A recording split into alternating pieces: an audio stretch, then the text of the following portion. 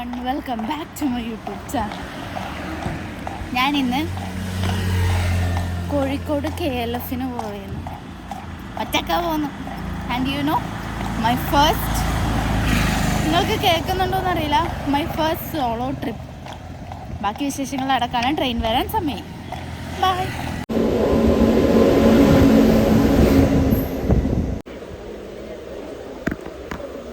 This is Rufais Rahman. അവൻ തിരൂരേക്ക് പോകാം. കോഴിക്കോട് വരെ എനിക്ക് ട്രാവൽ പാർട്ട്ണർ.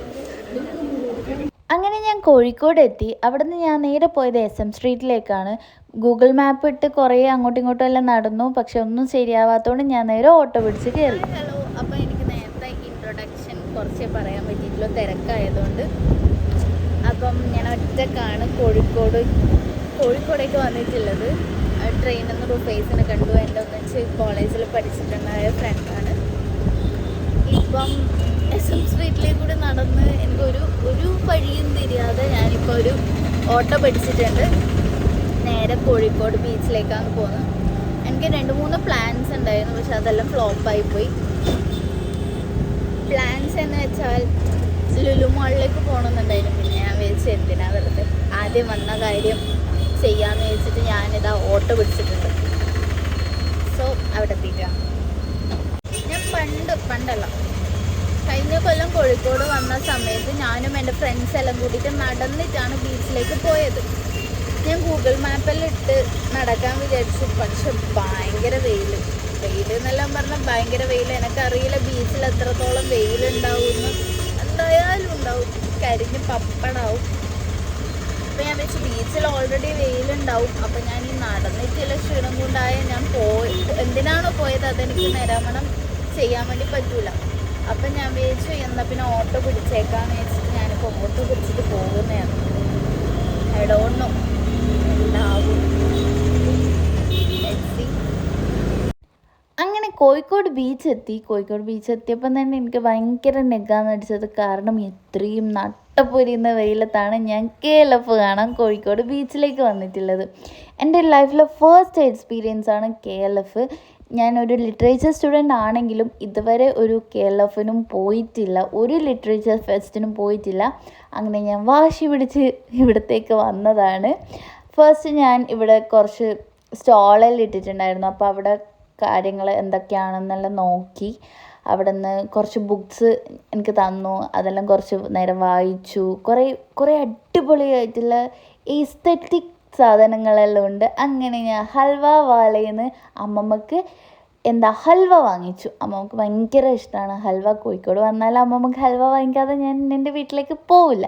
അപ്പോൾ അങ്ങനെ ഹൽവയും വാങ്ങിച്ചു, പിന്നെ റോസ് മിൽക്കും വാങ്ങിച്ചു. അങ്ങനെ റോസ് മിൽക്കും കുടിച്ചിട്ട് വരുമ്പോഴാണ് ഈ കക്ഷീനെ കണ്ടത്.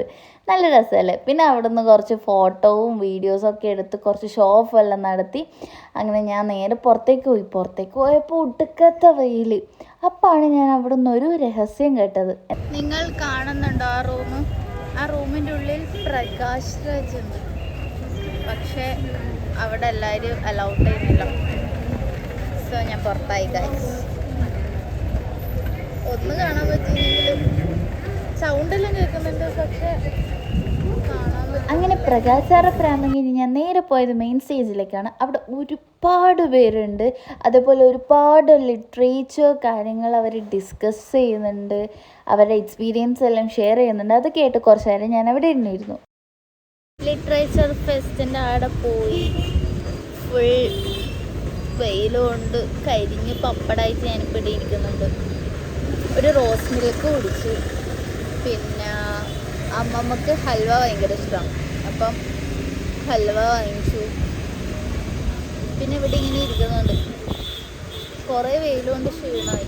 സോ കുറച്ച് കാറ്റ് കൊള്ളാൻ വേണ്ടിയിട്ട് ഇരിക്കും. സത്യം പറഞ്ഞാൽ ഈ ഒറ്റക്ക് വരുന്ന പരിപാടി വൻ ബോറാണ്. എന്നെക്കൊണ്ടൊന്നും ആവുമൊന്നുമില്ല. I miss my friends.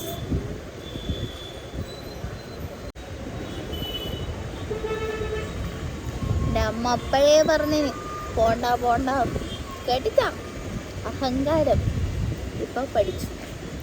ഒന്നാമത്തെ കാര്യം, ഈ ബീച്ചിൽ ഞാനല്ല കുറേ ആൾക്കാരുണ്ട്, എന്നാലും ഉച്ചക്ക് വരുന്നത് വൻ സീനാണ്. വെയിലത്തെ വൻ സീനാണ് ഗൈസ്. ഭയങ്കര വെയിൽ. ഇപ്പോൾ ഒരു തണൽ ഉള്ള സ്പോട്ടിൽ വന്നിട്ട് ഇരുന്നിട്ടേ ഇവിടുന്ന് അങ്ങോട്ടും ഇങ്ങോട്ടും മാറിക്കഴിഞ്ഞാൽ വെയിലാണ്, ഒന്നും ചെയ്യാൻ പറ്റില്ല. നിങ്ങൾ ബീച്ച് കണ്ട് ആസ്വദിക്കും. എനിക്കറിയില്ല, എൻ്റെ വ്ളോഗ് ഭയങ്കര ബോറിംഗ് ആവുന്നു. ഞാൻ ഈ ചിന്തിച്ച് സംസാരിക്കുന്നതുകൊണ്ടാണെന്ന് തോന്നുന്നു. പക്ഷെ എനിക്ക് ഭയങ്കര ഓക്വേർഡ്. ആൾക്കാരല്ല എന്നെ തന്നെ ശ്രദ്ധിക്കുന്നത്. I will show you the background. ഇതാണ് കോഴിക്കോട് ബീച്ച്. ഈ തണലത്താണ് ഞാൻ സിറ്റിംഗ് നിയർ. അടി കിട്ടും പെർമിഷൻ ഇല്ലാണ്ടെല്ലാം വീഡിയോ എടുത്താൽ.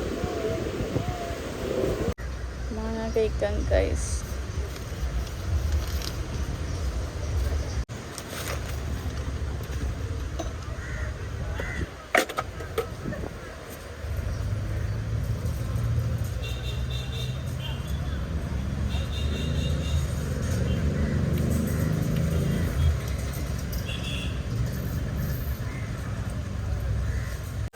ഉപ്പിലിട്ട് കഴിക്കാണ്ട് വന്നത് ശരിയാണ് അല്ല. അന്ന് ഞാൻ ഒരുപാട് ഉപ്പിലിട്ട് കഴിച്ചോണാണ് വയറ്റിന് വേണ്ടി കാണുന്നത്. അന്ന് വളരെ മിനിമമായിട്ട് കഴിക്കാം.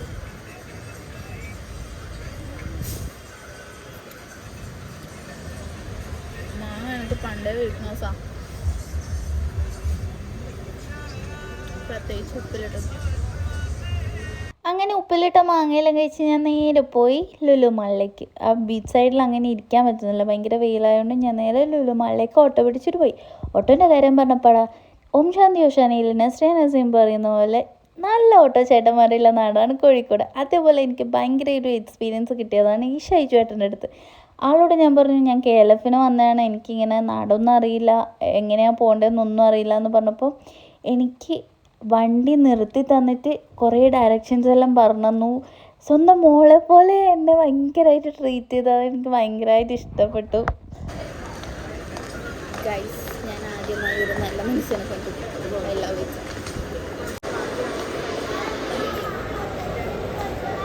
ഗൈസ്, ഞാൻ ലുലു മാൾ എന്നൊരു ഓപ്ഷൻ ക്വിറ്റ് ചെയ്തു.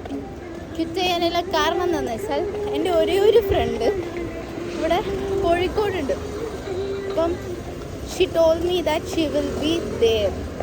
അപ്പം ഞാൻ അവിടെ അവളെ പിക്ക് ചെയ്യാൻ വേണ്ടി പോവാണ്. ആൻഡ് യു നോ വാട്ട്, കഴിഞ്ഞ വ്ളോഗിൽ ഞാൻ പറഞ്ഞതുപോലെ ഞാൻ തീരെ യൂസ് ചെയ്യാത്ത സൺഗ്ലാസ്സാണ് ഞാനിപ്പോൾ യൂസ് ചെയ്യുന്നത്. എല്ലാം വിപരീതമായിട്ടാണ് നടക്കുന്നത്, ഒന്നും മനസ്സിലാവുന്നില്ല. സോ നമുക്ക് ഫ്രണ്ടിനെ മീറ്റ് ചെയ്യാം. വ്ളോഗാണ്. Hello hello. Yes, solo trip ആയിക്കൊണ്ട് എന്തായാലും. യെസ്,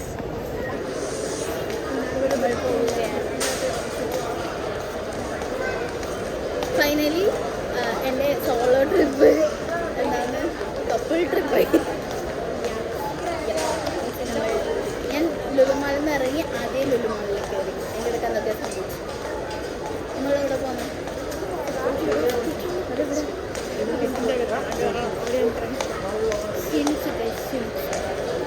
നമുക്ക് ഡെസേർട്ട് ഐറ്റംസ് ഒന്നും വേണ്ട അല്ലേ നൈനു? This is Nainu. നിങ്ങൾ എല്ലാവരും ചോദിക്കുന്ന, അല്ല ആരും ചോദിച്ചിട്ടൊന്നുമില്ല, എന്നാലും എനിക്ക് പറയാലോ. നിങ്ങളെല്ലാവരും ചോദിക്കുന്നില്ല, ഞാൻ പറയുന്ന നൈനു ഇതാണ്. കോഴിക്കോട് വർക്ക് ചെയ്യുന്ന നൈനു ഇതാണ്. നെക്സ്റ്റ് എന്താണ് അടുത്തത്? ഇതൊന്നും വേണ്ട, നമുക്കൊരു വെള്ളം വാങ്ങിക്കാം, ഒരു ബോട്ടിൽ.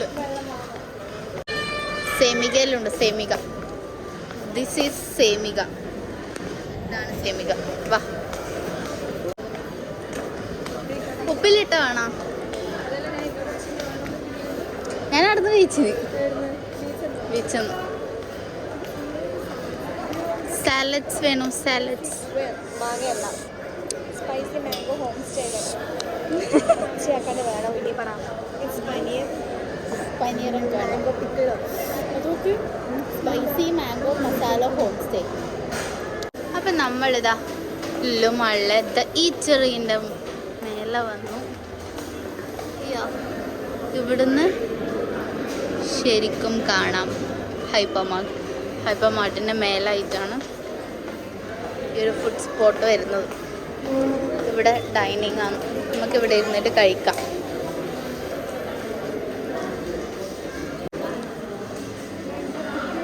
Mango pickle, spicy mango guava, bold grapes, പിന്നെ 2 ഷവർമ. സദ ഓർഡർ ചെയ്തത് സ്പൈസിയാണ്.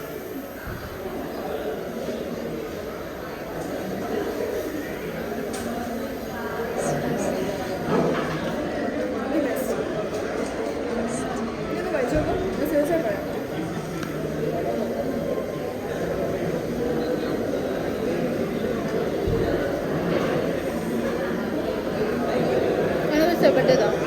എനിക്ക് ഫ്ലേവറുള്ള സാധനം ഇഷ്ടമല്ല. ഓവർ സ്പൈസി ഇഷ്ടമാണ്. മെഡിറ്റേറിയൻ ഷവർമ. മെഡിറ്ററേനിയൻ അല്ല കുടിപ്പേ. അങ്ങനെ എന്തോ അങ്ങനെയല്ല, അതിൻ്റെ പ്രൊണൗൺസേഷൻ ആണെന്നല്ല. അത് നമ്മൾ നോക്കടാക്കില്ല, കഴിച്ചാൽ മതി. മെഡിറ്ററേനിയൻ എന്തോ ഈ സാധനം ബാംഗ്ലൂർ പാച്ചോസ് റോൾ കഴിച്ചവർക്കുണ്ടെങ്കിൽ ഇതിൻ്റെ ടേസ്റ്റ് ഭയങ്കര റിലേറ്റബിൾ ആയിരിക്കും. സെയിം സാധനം. അങ്ങനെ ഫസ്റ്റ് റൗണ്ട് ഫുഡ് അടിയും പരിപാടിയൊക്കെ കഴിഞ്ഞ് ഞങ്ങൾ നേരെ വാഷ്റൂമിൽ പോയി. അവിടെ പോയി ഫോട്ടോസും വീഡിയോസും ഒക്കെ എടുത്ത് കുറേ ഷോഫും നടത്തി കുറച്ച് സമയം റെസ്റ്റ് എടുക്കാമെന്ന് വെച്ചാൽ അവിടെ ഇരിക്കുമ്പോഴാണ് ആ കുഞ്ഞി വാവേനെ കാണുന്നത്. അതിന് എന്ത് ഭംഗിയാണെന്നറിയാം. കാരണം മഷാല എനിക്കിങ്ങനെ കടിക്കാൻ മുട്ടിയിട്ടുണ്ടല്ലോ. അവിടെ ഞങ്ങൾ നേരെ പോയത് അടുത്ത ഫുഡ് സ്പോട്ടിലേക്കാണ്. എവിടേക്കാണെന്നല്ലേ? ബൺ ബോയിലേക്ക്. എനിക്ക് ഭയങ്കര എക്സൈറ്റഡ് ആയിട്ടാണ് ഞാനിവിടെ പോയത്. കാര്യമായി 2 ബസ്സെല്ലാം കയറി വന്ന് കോപ്പിറൈറ്റ് വരും. 2 ബസ്സെല്ലാം കയറി വന്നിട്ട് ഇവിടെ ന്യൂട്ടല്ല ഗൈസ് പറ്റിച്ചു. പകരം എന്തുണ്ട്? പകരം ഫേസെല്ലാം അയച്ചിട്ട് പറയാം കോപ്പിറൈറ്റ് ഉണ്ട്. ഞാനിത് കുടുകുടുകുടുകുടുമായിട്ടൊക്കെ വീട്ടിൽ